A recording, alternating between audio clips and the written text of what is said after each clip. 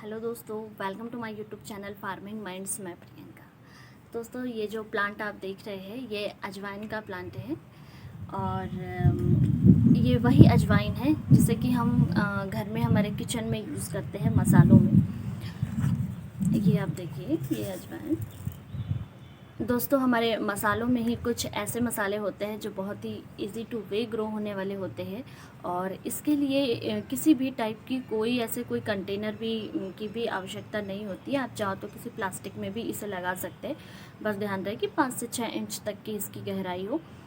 आप जो भी प्लास्टिक कंटेनर जो भी चीज़ ले रहे हो तो उसकी जो गहराई है वो 5 से 6 इंच की होनी चाहिए। इसकी रूट भी बहुत ज़्यादा लंबी नहीं जाती है और बहुत आसानी से ये निकल जाते हैं। ये बिल्कुल केयर फ्री होते हैं, इनकी बहुत ज़्यादा केयर की भी ज़रूरत नहीं होती है। और जिनमें अजवाइन तो एक ऐसा प्लांट है कि ये दिखने में भी बहुत खूबसूरत होता है। इसे आप हैंगिंग पॉट में भी लगा सकते हैं। ये बहुत खूबसूरत लगता है हैंगिंग पॉट में और ये चलते रहता है। यदि आपको ऐसा लगे कि बहुत लंबे टाइम बाद इसकी जो लीफ है उसकी साइन चले गई है तो आप फिर से इसी की एक स्टेम इस तरीके से आप इसके स्टेम को कट कर सकते हैं और फिर उसी स्टेम को लगा दीजिए तो ये फिर से और बेल जैसे चलने लगेगा। तो ये मेरे पास एक पुराना प्लांट था, मैंने वो ख़राब हो गया तो मैंने उसी से इसमें एक स्टेम लगा दी थी तो ये फिर से निकल कर आ गया। और ये मैंने बाद में सीड डाली। ये आपको देखने में बिल्कुल धनिए के जैसा लग रहा होगा। इसे देखकर ऐसे ही लगता है जैसे कि ये धनिए का प्लांट होगा। बट दोस्तों, जब भी आप सीड को डालें एक बात का ध्यान रखिए कि आप बहुत ज़्यादा पास नहीं डालें। 1-1 इंच के गैप पर सीड डालें। 1-1 इंच जिस भी आप कंटेनर या पॉट में लगा रहे हैं तो उसमें 1-1 इंच का होल बना लीजिए और फिर उसमें इन 2-2 सीड्स को डाल दीजिए। 1-1 इंच का डिस्टेंस ज़रूर बनाए रखिए। इससे होगा क्या कि बहुत अच्छे से हमारा प्लांट ग्रोथ करेगा, उसकी स्टेम मोटी निकल कर आएगी और वो लंबे टाइम तक के चलेगा। दोस्तों, जब भी आप किसी भी प्लांट को लगाएं तो जिस भी पॉट कंटेनर में लगाएं उसमें होल ज़रूर करिए।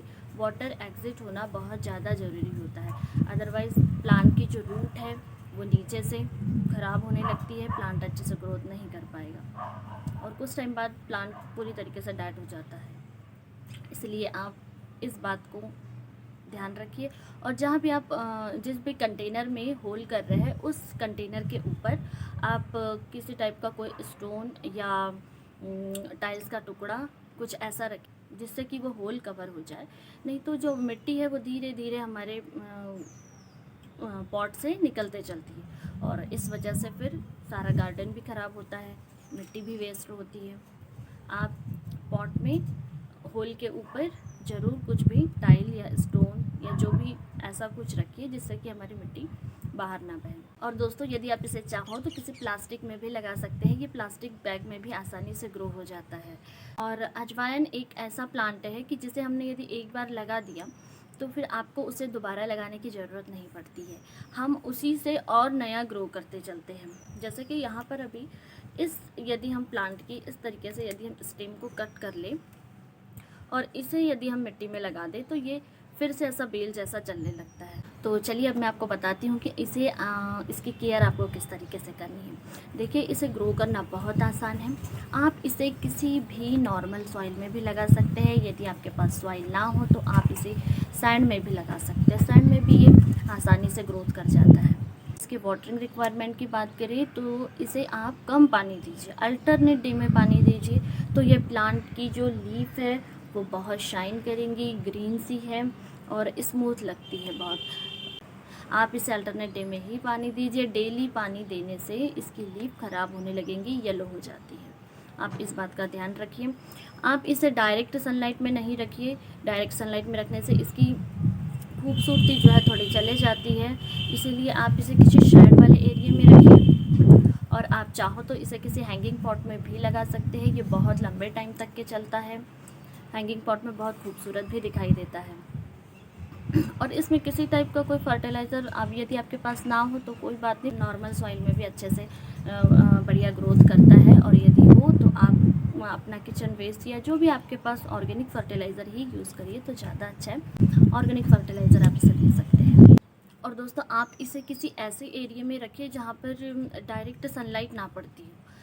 वैसे ये डायरेक्ट सनलाइट में भी हो जाता है, बट इसकी जो लीव्स की साइन है वो येलो होने लगती है। आप इसे किसी शेड वाले एरिया में रखिए या किसी ऐसे जगह पे रखिए जहाँ पर इसे सिर्फ मॉर्निंग की हल्की सी धूप लगती हो, या शाम के टाइम की, दोपहर का जो टाइम होता है उस टाइम की सनलाइट हमारे प्लांट को नहीं लगनी चाहिए। नहीं तो ये इसकी जो लीफ है वो येलो होने लगेगी और इसकी खूबसूरती चली जाएगी। ये दिखने में भी बहुत सुंदर दिखाई देता है। आप इस प्लांट को लगाइए और अपने एक्सपीरियंस हमारे साथ शेयर करिए। और यदि आपका और भी कोई यदि क्वेश्चन हो इस वीडियो से रिलेटेड तो आप कमेंट बॉक्स में कमेंट करके पूछ सकते हैं। और यदि आप हमारे चैनल पर नए हैं, आपने हमारे चैनल को सब्सक्राइब नहीं किया है, तो प्लीज़ चैनल को सब्सक्राइब कर दीजिएगा और वीडियो को लाइक एंड शेयर जरूर करिएगा। Thanks for watching.